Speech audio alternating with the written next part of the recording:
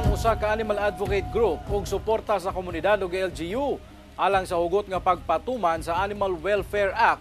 Human duha ka kaso sa pagpangabuso sa hayop ang natala ni Bag-ulang. Ani ang report ni John D. Esteban. Mao kini si Bulsi, ang pusang Pinoy o puspin. Kansang walang mata na buta. Human gitirador sa Matina Playa sa Davao City. Mag-usa ka semana na siya dinhi sa klinik ug abiso sa veterinary surgeon kinahanglan tanggalon ang iyahang mata kay infected na. Kining si Bluey usasab ka puspin, biktima sab sa animal cruelty. Samad pinusilan sa tiil ang nahiaguman niini. Dinhi sa Davao Medical Veterinarian Hospital gipailawom sa surgery ang maong iring. Sulod sa 45 minutos. The entry's wound is from the left side, went in to the right side, then naharang siya ng buto. So that's why doon na-stuck. Hindi siya lumabas. Ibig sabihin, most probably, when I'm checking, in-analyze kong x-ray, most probably, malayo ang pag-hit sa kanya. Kung wala dayon natanggal ang bala, posible matud pa kining ikamatay sa iring. We did the surgery kasi kailangan niya, kasi very, very swollen and very infected na yung wound. May mga pus na lumalabas. So once we go ahead with the surgery and we ask the owner na kailangan talaga yung surgery, hindi magkakaroon siya ng sepsis that will lead to death. Gituuhang air gun ang gigamit sa pagpusil base sa nakuhang bala.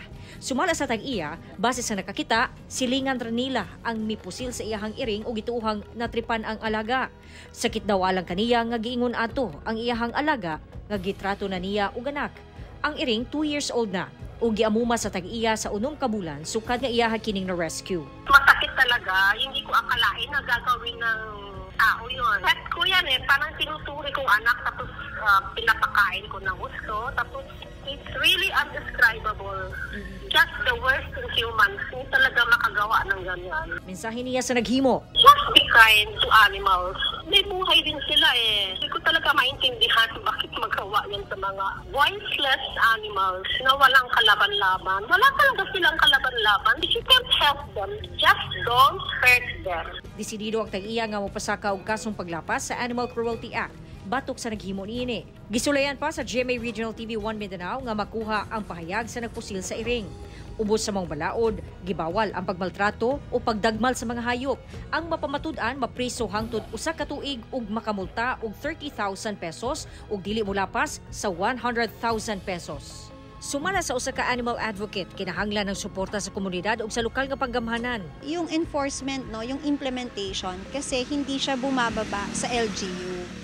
Proposal po lagi namin is dapat activated yung barangay, dapat enforce yung barangay because when you talk about cats and dogs as pets, they are community pets, they are household pets, so they belong to the community. There is lack of support from the community. Ang nangyayari, natatakot yung complainant. Doon na sabsiyay mensahe sa mga nagapanakit o nagapanagmal og hayop. For those animal abusers, just wait for your time. If the law of the land will not get you, it's the law of karma that will. No? Yun na lang din ang sinasabi namin. At saka pag kinarma kayo, alalahanin nyo, may sinaktan po kayo intentionally. Kauban, si Bebot Kahes sa kamera, John D.